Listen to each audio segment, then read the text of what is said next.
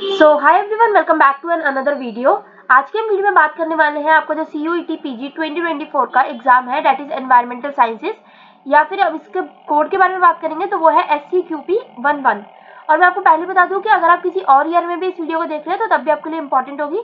इस particular video में हम डिस्कस करने वाले हैं इस पेपर का सिलेबस एंड देन 20 ऐसे इंपॉर्टेंट MCQs जो कि आपके पेपर में आ सकते हैं। तो चलिए करते हैं आज की वीडियो को शुरू। और यस, इन क्वेश्चन से आपको ये भी पता चल जाएगा कि आगे आने वाले पेपर जो है जनरली उसमें किस टाइप के क्वेश्चंस आपके पेपर में जो है पूछे जा सकते हैं। सबसे पहले मैं आपको बता दूं तो टोटल आपके पेपर में जो है 75 क्वेश्चंस आने वाले हैं और सारे क्वेश्चंस जो है वो सब्जेक्ट स्पेसिफिक नॉलेज के होंगे और सारे क्वेश्चंस कंपल्सरी भी होंगे। जो क्वेश्चन पेपर होगा वो आपका बाइलिंगुअल होगा, मतलब इंग्लिश और हिंदी दोनों में ही आपका क्वेश्चन पेपर आएगा। नेक्स्ट अगर हम बात कर लेते हैं सिलेबस के बारे में, तो आपका जो ये सिलेबस है ना, इसमें बहुत सारा डाइवर्सिटी है, जैसे कि अर्थ साइंसेज के बारे में है, फिजिकल एंड केमिस्ट्री साइंसेज के बारे में, लाइफ साइंसेज के बारे में। इसके डीप में जो आप पढ़ सकते हैं अगर आप पर्टिकुलर टॉपिक्स के बारे में पढ़ना चाहिए, जैसे एटमॉस्फेयर, हाइड्रोस्फेयर, लिथोस्फेयर, मीजोस्फेयर, जो स्फेयर्स की मतलब पूरी वो होती है ना, एक एक करके अर्थ की लेयर्स होती है, उन सब के बारे में भी आप पढ़ सकते हैं। एंड नेक्स्ट जो इंपॉर्टेंट है that is physical and chemical sciences. Then आपके लाइफ साइंसेज है। लाइफ साइंसेज में ये होता है मेजरली जो एक तो सेल का और दूसरा जो एनिमल का, आपको अगर पता होगा एनिमल चार्ट भी होता है एक, जो प्राइमरी, टर्शरी, सेकेंडरी, ये वाला जो पूरी सीरीज होती है वो सब कुछ है इसमें। So origin of life, then you have is genetic material, then you have is plant and animal systematics, then you have is animal systematics, physiology and diseases. Diseases के बारे में जरूर पढ़ लेना because most of the time paper में diseases के ऊपर question generally आ जाते हैं। Then you have is ecology and environment, then we have is microbiology and biotechnology. Next आपके पास हो जाता है नेचुरल रिसोर्सेज के बारे में। नेचुरल रिसोर्सेज के बारे में ज़्यादा नहीं पढ़ना पड़ता है अगर आपने 12th वगैरह तक पढ़ा है अपने पेपरों में, क्योंकि नेचुरल रिसोर्सेज इन सब के बारे में आपको पता होता है रिन्यूएबल कौन से रिसोर्सेज होते हैं, नॉन रिन्यूएबल रिसोर्सेज कौन से होते हैं, बायोडिग्रेडेबल कौन से होते हैं, नॉन बायोडिग्रेडेबल कौन से होते हैं। और उसके अलावा जो है थोड़ा बहुत इस पेपर के लिए ना सॉइल वगैरह के बारे में भी पढ़ लेना। रेड सॉइल, जो भी हमारे पास सॉइल्स होती है मेनली कलर वाली, तो उन सारी कलर वाली सॉइल्स के बारे में थोड़ा बहुत पढ़ लेना। नेक्स्ट है ग्लोबल एनवायरमेंटल इश्यूज, जैसे कि ओजोन लेयर और ग्लोबल वार्मिंग, इन मतलब ओजोन डिप्लीशन के बारे में और ग्लोबल वार्मिंग दोनों के बारे में आपको बहुत अच्छे से पता होना चाहिए। उसके अलावा जो रेन वाटर हार्वेस्टिंग है इसके बारे में थोड़ा पढ़ लेना, जो कि आपके यहाँ पे मेंशन नहीं है बट इसके ऊपर क्वेश्चन बन सकता है। नेक्स्ट है सस्टेनेबल डेवलपमेंट। ये बहुत ज्यादा इंपॉर्टेंट टॉपिक हो जाता है बिकॉज आज के टाइम में जब रिसोर्सेज बहुत ज्यादा कम है तो उस समय आपको सस्टेनेबल डेवलपमेंट करना बहुत ज्यादा जरूरी हो जाता है। नेक्स्ट है एनवायरमेंटल पॉल्यूशन, जैसे कि air, water, soil, noise pollution. देखो एक क्वेश्चन ना नॉइज पॉल्यूशन के ऊपर जरूर आता है हमेशा से, जैसे कि या तो नॉइज पॉल्यूशन किसके वजह से होता है, जनरली अर्बन एरियाज में किस वजह से नॉइज पॉल्यूशन आपको देखने को मिलता है, ये नॉइज पॉल्यूशन के ऊपर क्वेश्चन जनरली आता है पेपर में। नेक्स्ट है वेस्ट मैनेजमेंट, वेस्ट को हम कैसे मैनेज कर सकते हैं। And lastly we have is instrumentation. Instrumentation का थोड़ा सा टॉपिक डिफिकल्ट आपको लग सकता है, तो अगर आपने अभी तक पढ़ाई शुरू नहीं करी और अगर आपके पास 1 या 2 दिन में पेपर है तो मत पढ़ना इस टॉपिक को, पर अगर आपके पास टाइम है पेपर के लिए तैयारी करने का तब इस पर्टिकुलर टॉपिक को पढ़ सकते हैं डीपली। अब हम बात कर लेते हैं हमारे फर्स्ट इंपॉर्टेंट MCQ के बारे में, that is which atmospheric component is primarily responsible for the green house effect. तो ग्रीन हाउस इफेक्ट के लिए कौन सी इंपॉर्टेंट नहीं, कौन सी इफेक्ट करती है सबसे ज्यादा ओजोन लेयर को, and the answer will be carbon dioxide. Next we have is एक मतलब जो आपको पता होगा, अब आपको इस पर्टिकुलर गैस का नाम बताना है कमेंट्स में, डेट विल बी कि जो आपके फ्रिज में जो गैस यूज होती है जो कि सबसे ज्यादा डिप्लीट करती है ओजोन लेयर को, उस पर्टिकुलर गैस का नाम क्या होता है ये आपको कमेंट्स में बताना है। और पूरे डेफिनेशन के साथ बताना, सिर्फ नाम मत बता देना, पूरे डेफिनेशन के साथ बताना कि ये पर्टिकुलर गैस जो है वो ओजोन लेयर के डिप्लीशन के मतलब डिप्लीशन जो है इसकी वजह से भी होता है, ये मेजर कारण है। नेक्स्ट है कौन सा प्रोसेस है जो कि इन्वॉल्व करता है for the movement of water from the earth surface. हाँ, अर्थ सरफेस से मतलब जमीनी तौर पे जो है, अगर जैसे हमारे वो होता है, नहीं रेन नहीं कहेंगे हम इसे, कह सकते हैं जो हमारी वाटर बॉडीज होती है, ओशन वगैरह जो है, इससे जो है कैसे जो पानी हमारा वो मूव करता है अपवर्ड्स और थ्रू प्लांट ट्रांसपिरेशन, जहाँ जैसे कि प्लांट के ऊपर भी जैसे पत्तियों तक पानी कैसे जाता है, और इन सब से जो है क्या, इस पूरे प्रोसेस को क्या कहा जाता है, and that will B evaporation. जैसे कई बार नदियों से भी पानी जो है इवेपोरेट होता है और फिर धीरे धीरे बादल में जाता है, एंड देन धीरे बादल और ज्यादा बन के और फिर वो रेन होती है, और ये पूरे एक साइकिल फॉलो होती है। नेक्स्ट है what is the primary source of energy driving the hydrological cycle, और इसका जो करेक्ट आंसर होगा आपका that will B solar radiation. Next हमारे पास है कौन सा एक प्राइमरी कंपोनेंट नहीं है सॉइल का। अब देखोगे तो आपको 4 ऑप्शन है, मिनरल, वाटर, ऑक्सीजन और ऑर्गेनिक मैटर। सो जो करेक्ट आंसर होगा that will be oxygen.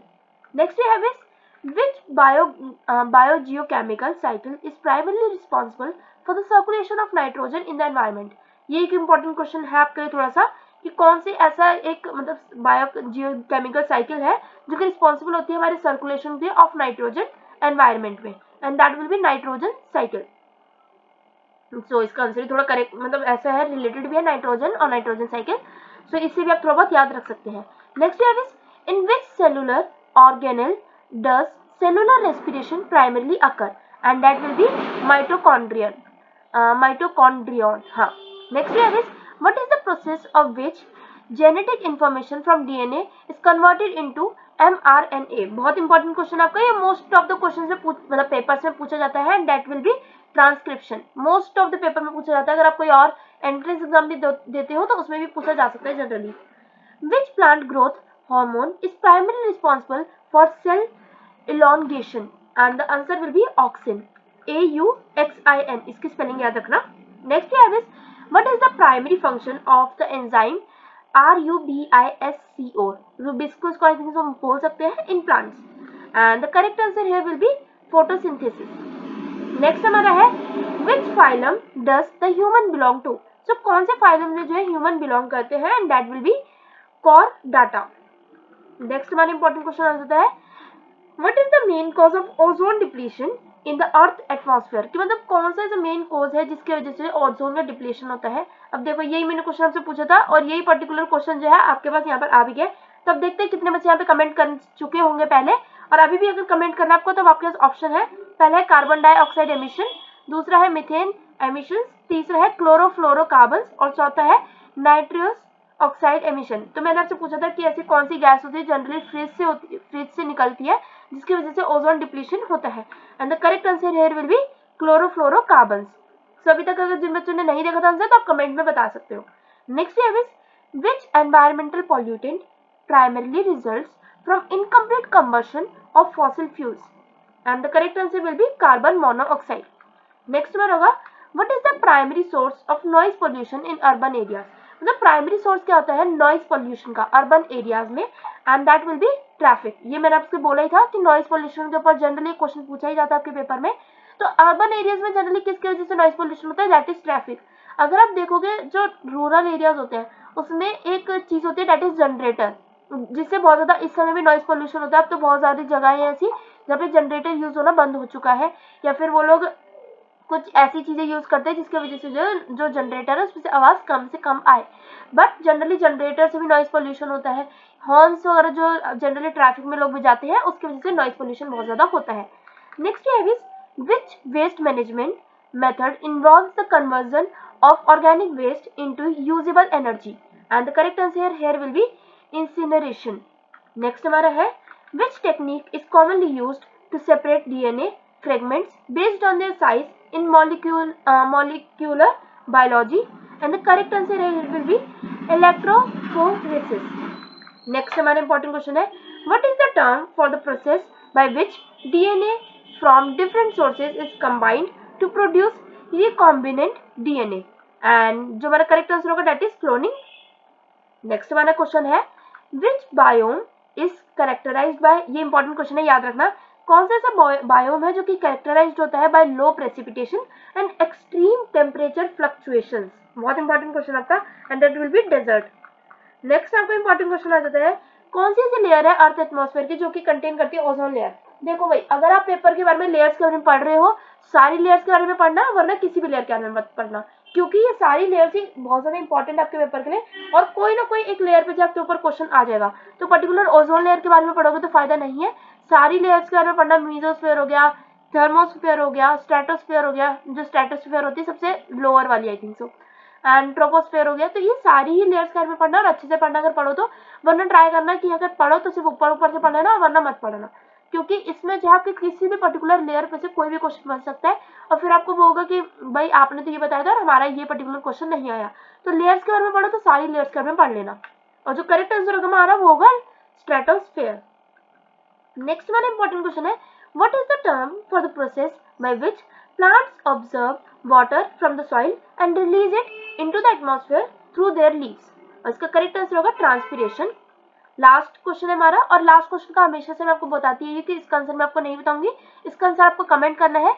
Which of the following is not considered a renewable source of energy. और बहुत इजी क्वेश्चन है ये, मैंने आपको बोला है हमेशा इन पर्टिकुलर जो सोर्सेज ऑफ एनर्जी है ना, इसके ऊपर तो आपको टॉपिक रटे हुए होने चाहिए, क्योंकि आपने 12th तक इतनी बार पढ़ा होता है ना sources of energy, renewable, non renewable, biodegradable, degradable, biodegradable, उसके अलावा नॉन बायोडिग्रेडेबल, इन सब के आपने पढ़ा होता है। तो ऐसा कौन सा एक सोर्स ऑफ एनर्जी है, मतलब जो कि कंसीडर नहीं किया जाता as a renewable source of energy? यहाँ पे 4 ऑप्शन है, सोलर, विंड, कोल और हाइड्रो इलेक्ट्रिक। करेक्ट आंसर आपको कमेंट में बताना है, इसका आंसर मैं आपको नहीं बताने वाली हूँ। और जो भी आपका करेक्ट आंसर होगा ना, तो हमेशा याद रखने की बात लिख दिया करो answer number 20, which of the following का मतलब जो भी आपको एक डेफिनेशन लिख दिया करो कि इनमें से कौन सा लगा, solar power is not considered as a renewable source of energy. तो पूरी सेंटेंस लिखे करो, सिर्फ एक वर्ड आंसर में मत लिखा करो। और दूसरा ये भी लिख दिया करो, A part, B part, C part या डी पार्ट, ये भी लिख मेंशन कर दिया करो। तो इसी के साथ मिलते हैं अगली वीडियो में। नेक्स्ट आपको जो भी पर्टिकुलर आपका एग्जाम आ रहे हैं आगे, अगर आप ये वीडियो आगे भी 2025 में 26 में देख रहे हो, और तब भी अगर आपके एग्जाम्स आ रहे हैं आगे कोई भी, तो मुझे 3 चीज आपको मेंशन करनी कमेंट में। पहला क्या होगा, पेपर का नाम, पेपर का कोड, और पेपर की मतलब जो भी आपकी एग्जाम डेट है वो 3 चीजें मेंशन कर देना, तो आपको जल्दी से जल्दी जो है वीडियो प्रोवाइड कर दी जाएगी। मिलते हैं इसी के साथ अगली वीडियो में, तब तक के लिए stay safe, stay positive and thanks for watching. Bye bye.